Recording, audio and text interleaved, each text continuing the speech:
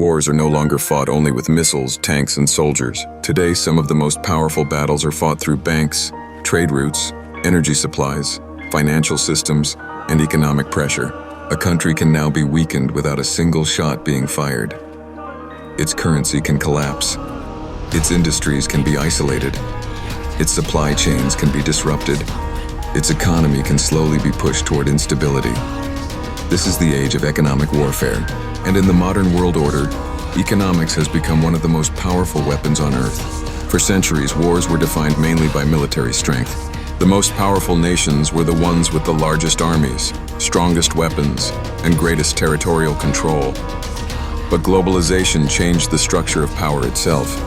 Because modern economies became deeply interconnected, countries began depending on each other for energy, technology, manufacturing, food supplies, trade, and financial systems.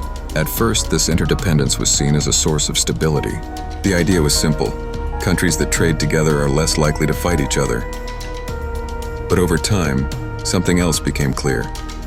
Interdependence also creates vulnerability. And powerful nations eventually realized that control over economic systems could become a geopolitical weapon. This changed the nature of modern conflict. Today, nations no longer need to invade each other to apply pressure. They can target economies directly. And one of the most powerful tools in modern economic warfare is sanctions. Sanctions are designed to weaken a country economically by restricting access to trade, banking systems, technology, investments, or international markets.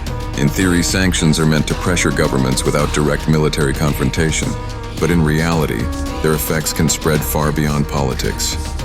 Entire industries can suffer, currencies can weaken rapidly, inflation can rise, foreign investments disappear, supply chains collapse, economic growth slows down, and ordinary citizens often feel the consequences most heavily.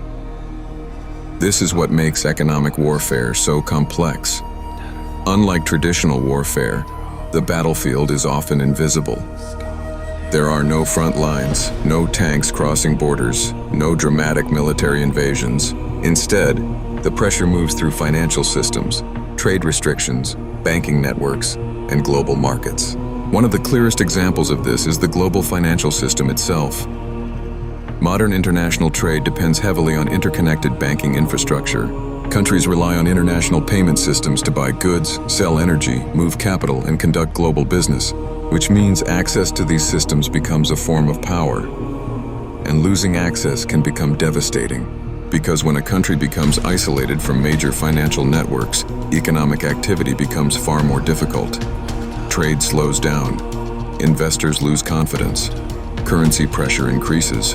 But perhaps the most dangerous aspect of modern economic warfare is this: most people do not even realize it is happening while it unfolds. There are no tanks crossing borders, no air raid sirens, and no official declarations of war. Yet entire economies can slowly come under pressure. Currencies weaken, inflation rises, industries struggle, and supply chains begin breaking down, all without a single missile being launched. Because in the modern world, power is no longer measured only through military strength. It is increasingly measured through control over financial systems, energy supplies, technology, trade routes, and global supply chains. Technology itself has become a battlefield.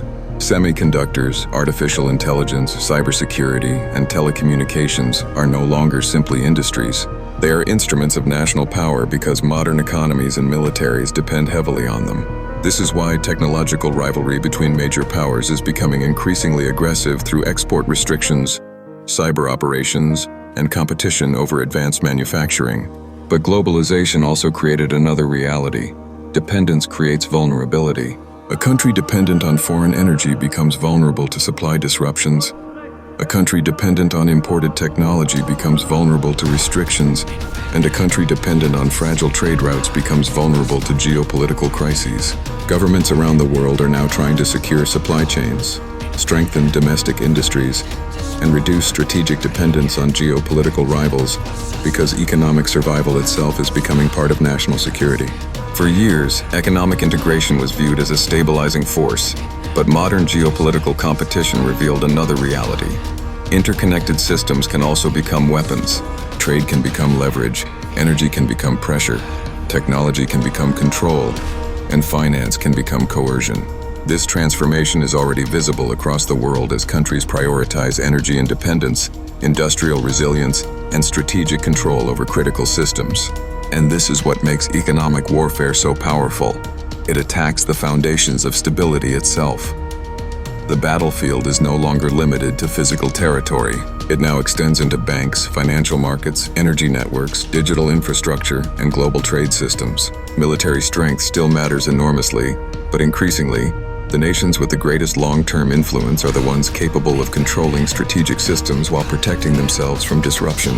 Because in the modern world order, resilience has become power, and some of the most important wars on Earth are now being fought not only on battlefields, but through economics itself.